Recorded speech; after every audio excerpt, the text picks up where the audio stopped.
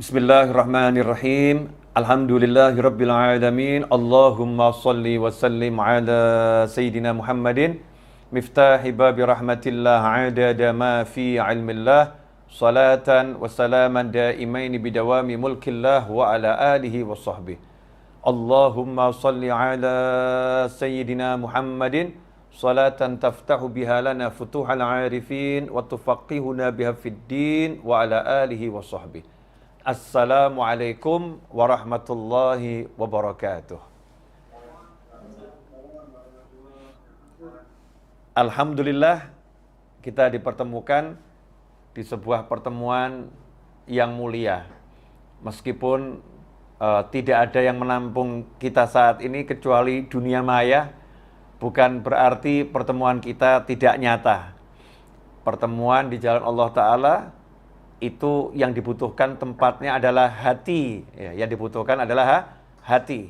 Insya Allah kalau hatinya sudah bersatu, maka di situ turun rahmat dari Allah Subhanahu wa Ta'ala.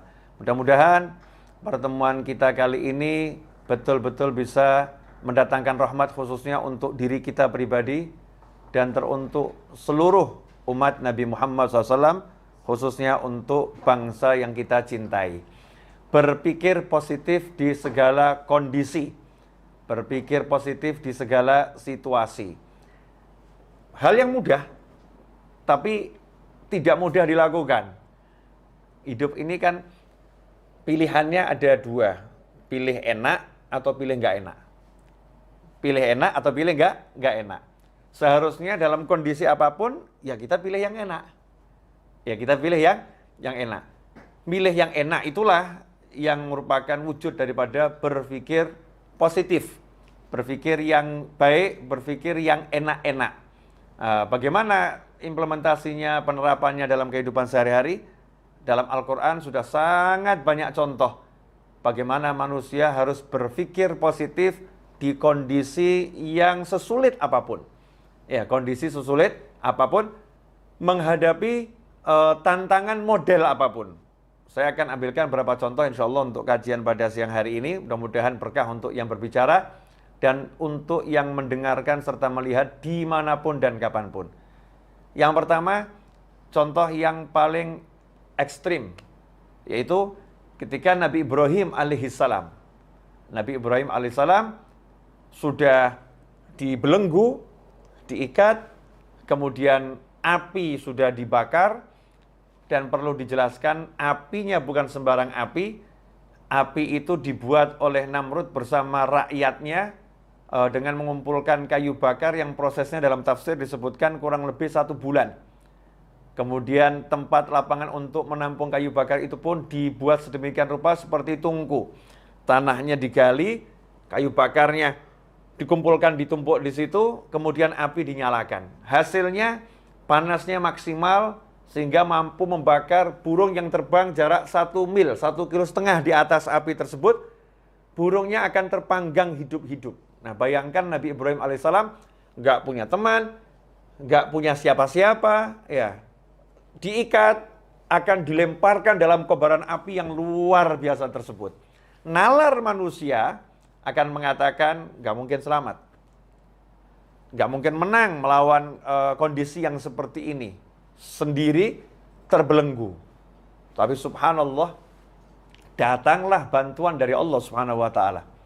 Bantuan itu lewat makhluk-makhluk Allah yang berdatangan, baik itu malaikat sampai pun kata, semuanya menawarkan bantuan kepada Nabi Ibrahim alaihissalam. Tapi saat itu Nabi Ibrahim alaihissalam pada puncak cinta yang luar biasa, sehingga Nabi Ibrahim mengatakan ilmuhu bihali kafani ansuali. Allah tahu keadaanku, biar Allah sendiri yang langsung ngurus aku nanti. Biar Allah yang langsung ngurus aku. Ini jangan dicontoh loh ya. Ini tingkat cinta yang tinggi. Kita biar Allah yang ngurus kita, tapi kalau kesah terus. Nabi Ibrahim datangi malaikat Jibril alaihissalam. Saya akan tolong kamu. Maka Nabi Ibrahim mengatakan, Allah maha mengerti kondisi saya, biar Allah yang ngurus saya. Ya udah kalau begitu kamu minta sama Allah. Ya itu karena Allah tahu saya nggak minta sama Allah. Ini yang boleh ngomong gini, yang memang kelasnya kelas Nabi Ibrahim alaihissalam. Kalau kita ini kelas orang-orang yang banyak keluh kesah nih ya minta. Ya, nunjukkan kebutuhan yang luar biasa. Nabi Ibrahim alaihissalam kelasnya kelas manja, jatuh cinta berat pada Allah Subhanahu wa taala. Hasilnya apa? Beliau berpikir positif, ya akan ada pertolongan langsung dari Allah taala. Allah akan menyelamatkan dengan caranya Allah, yang saat itu tidak ada satu makhluk Allah pun, bahkan malaikat Jibril alaihissalam, ya, tidak pernah berpikir bahwasannya api itu akan menjadi penyelamat untuk Nabi Ibrahim alaihissalam. Karena sejak malaikat Jibril itu diciptakan, melihat api itu selalu membakar. Api itu membakar. Ya, api itu sifatnya membakar, nggak berubah. Tetapi hari itu Allah Subhanahu wa taala merubah. Ya narukuni bardan wa salaman ala Ibrahim. Hai api, kata Allah taala. Jadi Allah langsung bicara kepada sumber masalahnya. Masalahnya di mana? Kayu bakarnya? Bukan. Masalahnya di mana saat itu? Namrudnya? Bukan. Ini masalah yang paling urgent saat itu adalah api ini akan membakar Nabi Ibrahim alaihissalam. Maka nggak perlu dicarikan pemadam kebakaran, nggak perlu dicarikan tim untuk memadamkan, tapi langsung apinya diajak bicara oleh Allah Taala, diperintah oleh Allah Subhanahu Wa Taala. Ya narukuni bardan wa salaman ala Ibrahim. Hei api, jadilah kamu dingin. Nomor satu itu dulu. Api kamu dingin. Ya, tapi wasalama yang menyelamatkan, bukan sembarang dingin, bukan dingin yang membunuh, bukan dingin yang menyebabkan sakit. Bardaw wasalaman, dingin dan menyelamatkan, khusus untuk Ibrahim. Kayu kamu tetap membakar, burung terbang 1,5 mil tetap kamu bakar. Ibrahim alaihissalam, kamu harus jadikan dirimu khusus untuk Nabi Ibrahim, dingin dan menyelamatkan. Bagaimana api itu dalam satu kejadian menyentuh tubuh Nabi Ibrahim menjadi dingin dan menyelamatkan, menyentuh kayu di sekitarnya, membakar dan menghancurkan. Ini kuasa Allah Subhanahu wa taala. Ikhwani rahimakumullah, kita nggak bahas masalah kuasanya Allah, tapi kita bahas bagaimana pola pikir Nabi Ibrahim alaihissalam yang selalu optimis, berpikir positif di kondisi yang seberat itu. Kemudian kita beralih pada Nabi Musa alaihissalam. Nabi Musa alaihissalam ketika dihadapkan kejaran Fir'aun dan bala tentaranya yang luar biasa. Dan di hadapannya ada laut yang ganas, yang ombaknya dahsyat. Dan di sekitarnya ada kaumnya yang protes. Ya, kaumnya yang resah. Kaumnya yang gelisah. Bagaimana ini? Di sana ada laut. Di sana ada Fir'aun dan bala tentaranya. Nasib kita bagaimana? Hei Musa, bagaimana? Nabi Musa alaihissalam dengan santai mengatakan, Kalla inna ma'iya rabbi sayahdin. Kalla, gak mungkin kita akan celaka. Gak mungkin Fir'aun mampu mencelakai kita. Gak mungkin laut mampu menenggelamkan kita. Inna ma'iya rabbi sayahdin. Karena Allah bersamaku sayahdin. Nanti Allah akan beri aku petunjuk. Saat ngomong begitu Nabi Musa gak punya solusi. Tapi punya keyakinan. Punya pikiran yang positif, pasti Allah akan berikan jalan keluar. Pasti Allah akan berikan solusi. Hasilnya Allah berikan solusi yang di luar nalar. Seperti api tadi di luar nalar, maka solusinya juga di luar nalar. Apa ini? Masalahnya kalau lewat terus ada laut. Kapal nggak punya. Ini orang-orang nggak ahli renang, hidupnya di padang Sahara, nggak pernah belajar berenang. Ya. Senjata nggak ada, mau ngelawan Fir'aun dan bala tentara, ini konyol. Nggak punya apa-apa ini. Mau terjun ke laut juga sama konyol. Terus bagaimana? Allah Ta'ala jadikan lautnya itu jalan keluar. Allah Ta'ala jadikan lautnya itu solusi. Caranya bagaimana? Hei Musa, pukulkan tongkatmu itu ke laut. Kayu, biasa. Tapi di tangan orang yang beriman pada Allah Ta'ala, maka Allah perintahkan kepada laut ketika kena pukulan kayu, wahai laut, membelahlah engkau menjadi 2 bagian. Subhanallah, begitu kena pukulan kayu, maka laut itu membelah menjadi tebing yang luar biasa. Nabi Musa dan kaumnya melewati tebing air laut yang luar biasa tanpa rasa takut. La khaufun alaihim wa lahum yahzanun. Allah turunkan kepada mereka rasa tenang, nyaman, berjalan. Padahal ini gemuruh air luar biasa, dibendung oleh Allah Subhanahu wa ta'ala. Jalan melewati sampai ke tepian. Kemudian Fir'aun dan bala tentaranya menyusul, Allah kemudian tenggelamkan laut itu kembali seperti semula, sehingga Fir'aun dan bala tentaranya tenggelam. Lagi-lagi berpikir positif, di saat yang mustahil mendapatkan solusi, itu dilakukan oleh Nabi Musa alaihissalam. Kemudian kita melihat Nabi Yakub alaihissalam. Nabi Yakub alaihissalam yang udah dikasih tahu bahwasannya Nabi Yusuf alaihissalam sudah dibunuh oleh serigala, diterkam oleh serigala. Ini darahnya, ini pakaiannya.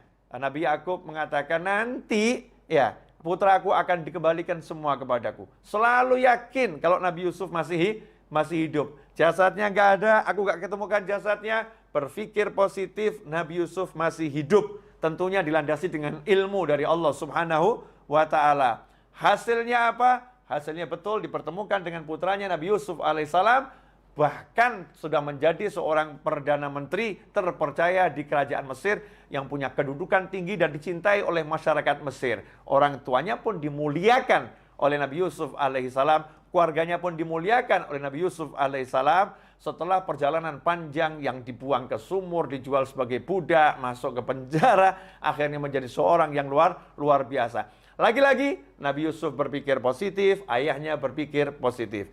Kemudian kalau kita lihat kepada Nabi Ismail alaihissalam beserta ibunya, dan Nabi Ibrahim alaihissalam ketika bersama keluarganya, saat Allah Subhanahu wa Ta'ala memerintahkan Nabi Ibrahim untuk membawa istri dan anaknya untuk memindahkan istri dan anaknya ini ke suatu dataran rendah yang nggak ada manusia ataupun binatang yang hidup di sana, yang panasnya tinggi, nggak ada air, yang adanya cuma padang pasir dan gunung bebatuan. Maka saat itu Nabi Ibrahim alaihissalam meninggalkan istri dan anaknya dengan pikiran positif yang luar biasa. Sementara sang istri yang ditinggal pun pikirannya positifnya luar biasa, mengatakan pada suaminya, kalau Allah yang memerintahkan kamu untuk meninggalkan kami di sini, maka pulanglah dengan tenang, dengan nyaman, lanjutkan perjalananmu. Maka suaminya pulang ke istri yang lain, ya. Sementara istrinya bersama anak di padang Sahara yang mematikan saat itu. Nabi Ibrahim pun naik ke atas gunung, kemudian melihat ke arah istri dan anaknya,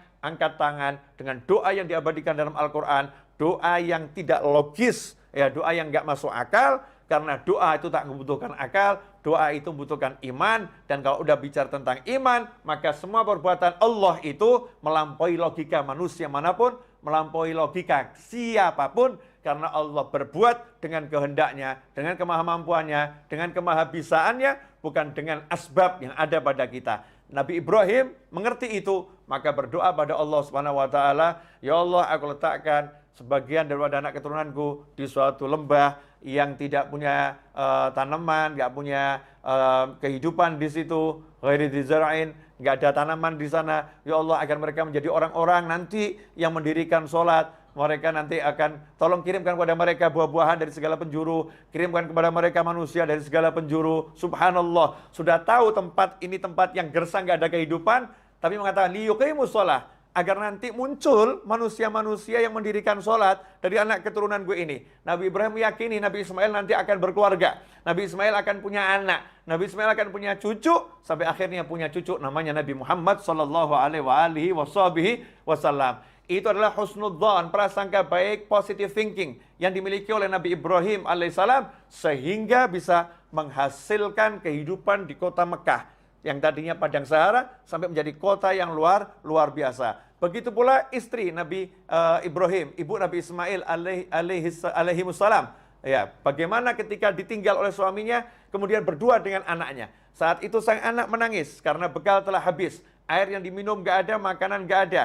Bayi yang usianya baru 2 tahun ini menangis, kurang lebih 2 tahun menangis sejadi-jadinya. Maka sang ibu pun tidak berpikir negatif, berpikir positif.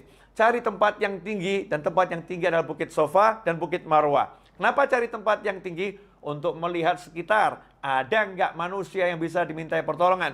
Siapa tahu ada musafir yang lewat, yang bisa dimintai pertolongan. Maka lari ke Bukit Sofa. Lihat di sekitar nggak ada, pindah ke Bukit Marwah. Lihat sekitar nggak ada, lari ke Sofa lagi.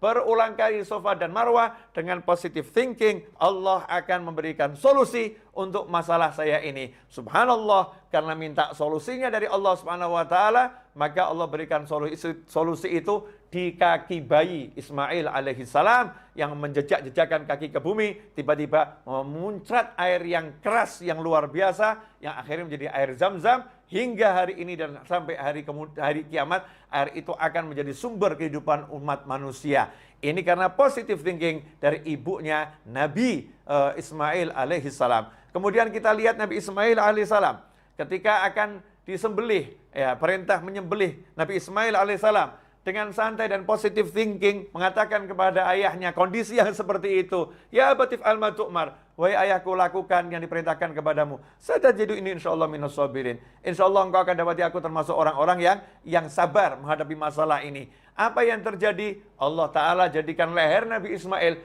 tidak bisa disentuh oleh pisau, ya. Pisau yang tajam nggak bisa menyentuh leher Nabi Ismail. Leher itu menjadi seperti baja yang luar biasa. Kemudian Allah katakan pada Nabi Ibrahim alaihissalam, engkau telah melaksanakan arti mimpimu, maka sekarang kami datangkan domba dari surga sebagai ganti untuk Nabi Ismail alaihissalam. Maka saat itulah diganti domba yang disembelih. Nabi Ismail pun selamat karena positive thinking dari ayah, positive thinking dari anak menghasilkan sesuatu yang luar biasa. Ikhwani rahimakumullah. Kalau kita dihadapi satu masalah, kemudian kita itu menyerah dengan masalah, berarti kita seperti manusia yang nggak punya Tuhan. Manusia nggak punya Allah subhanahu wa ta'ala. Jangan pernah menyerah menghadapi kehidupan model apapun dan model bagaimanapun. Karena yang menguasai hidup ini bukan makhluk. Yang menguasai hidup ini bukan ciptaan. Tapi hidup ini dikuasai oleh yang maha mencipta, yaitu Allah subhanahu wa ta'ala. Semuanya adalah makhluk Allah dan semuanya adalah ciptaan Allah ta'ala. Maka apapun kondisinya, apapun masalahnya, kita berpikir positif, Allah akan berikan solusi. Allah akan berikan jalan keluar. Bagaimana caranya? Allah telah menjelaskan, "Wa may yattaqillaha yaj'al lahu makhrajan wa yarzuqhu min haitsu la yahtasib." Siapa yang bertakwa pada Allah, "Wa may yattaqillaha yaj'al lahu makhraja." Allah akan selalu memberikan solusi. Allah akan selalu memberikan jalan keluar. "Wa yarzuqhu min haitsu la yahtasib." Bahkan Allah menambahin, bukan cuma solusi, jalan keluar, dan Allah akan senantiasa selalu terus-menerus memberikan rezeki dari arah yang nggak pernah dia nalar, dari arah yang nggak pernah bisa dia perhitungkan, dari arah yang nggak pernah dia sangka. Rezeki Allah sifatnya surprise untuk dia, kejutan yang menyenangkan untuknya. Karena apa? Karena takwa pada Allah Ta'ala, melaksanakan perintah Allah, menjauhi larangan Allah. Itulah cara agar kita bisa berpikir positif. Ya, berpikir positif artinya apapun masalahnya, kita jadikan takwa sebagai kendaraan. Takwa sebagai sumber solusi dari langit. Takwa sebagai sumber pertolongan dari Allah subhanahu wa ta'ala. Sayangnya, saat ada masalah, justru kita mengandalkan yang namanya makhluk. Dan kita lupa pada sang Khalik, yaitu Allah Ta'ala. Kita jauh dari yang namanya ketaatan. Kita justru larut dalam keluh kesah, dalam hal-hal yang gak diridhai oleh Allah subhanahu wa ta'ala. Ikhwani rahimakumullah. Nah, ini sekarang kita dalam hidup. Dalam hidup tuh kondisinya apapun kan pilihannya selalu ada pilihan enak. Contoh, dipecat dari kantor. Ngapain mikir hidupku berantakan? Kan bisa mikir, wah saya mau dikasih lapangan pekerjaan yang lebih bagus. Allah akan beri saya cara kerja yang lebih enak, yang lebih nyaman. Allah akan jadikan rezeki saya lebih banyak. Karena di kantor ini kelihatannya nggak cukup untuk gaji saya ini.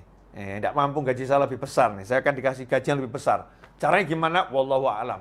Allah yang tahu. Yang penting saya mau usaha, saya mau tingkatkan takwa saya pada Allah subhanahu wa ta'ala. Berpikir yang positif. Apapun itu bisa dilakukan kok. Tapi kenapa kok kita nggak mau mikir yang positif? Mikirnya nggak enak. Padahal pikiranmu adalah doamu. Pikiranmu adalah doamu. Ana 'inda dhanni 'abdi bi falyadhunna bima syaa.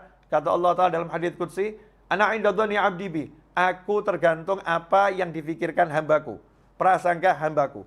Karena itu terserah dia mau nyangka apa tentang aku. Dia mau berpikir apa tentang aku. Jadi kalau kita mikirnya jelek, ya dapatnya jelek. Kalau mikirnya bagus, ya insya Allah dapatnya bagus. Nah, modal mikir aja kok takut. Seperti ada orang nggak punya duit. Nganggur. Saya nanya sama orang tersebut, Mas, mau nggak beli rumah yang mewah? Jawabannya, mau beli beras aja nggak bisa kok, Bib. Ngapain mikir beli rumah yang mewah? Ini salah. Kenapa? Karena dia telah membatasi kemampuan Allah memberikan rezeki dengan kemampuan usahanya. Saya nggak mampu usaha, jadi Allah nggak bisa ngasih saya rezeki. Masya Allah. Jadi Tuhannya usaha ya? Tuhannya usaha, bukan Allah Ta'ala. Seharusnya bagaimana? Sadar dengan kenyataan, memang nggak punya uang, memang nggak punya kerjaan, lagi nganggur. Tapi kalau ada tawaran, Mas, mau nggak punya rumah yang mewah? Jawab saja, mau, insya Allah, doakan. Ya, semoga Allah kasih saya kemampuan, Allah beri saya kemudahan. Tidak ada yang mustahil. Tapi kenapa mikir yang positif aja berat? Karena tauhidnya lemah. Karena yakinnya sama Allah lemah. Ma'rifatullahnya lemah. Gak paham siapa Tuhannya. Gak paham siapa Allahnya. Gak paham bagaimana kemampuan Tuhannya. Dan gak paham kalau dirinya gak mampu apa-apa. Dan yang lain juga gak mampu. Yang mampu hanya satu. La ilaha illallah. Muhammad Rasulullah SAW. Karena itu dikatakan dalam surat Al-Ikhlas. Qul huwallahu ahad. Allahus samad. Katakan, hanya Allah yang Maha Esa. Katakan bahwasanya hanya Allah tempat bergantungnya segala sesuatu. Gak ada yang lain. Hanya Allah, dan hanya Allah. Ikhwani rahimakumullah. Nah, ini beberapa yang sudah saya paparkan ini insya Allah menjadi masukan yang manfaat buat saya khususnya dan pemirsa dimanapun Anda berada. Jazakumullah khairan. Saya minta maaf atas segala kekurangan. Mudah-mudahan berkah manfaat. Wassalamualaikum warahmatullahi wabarakatuh.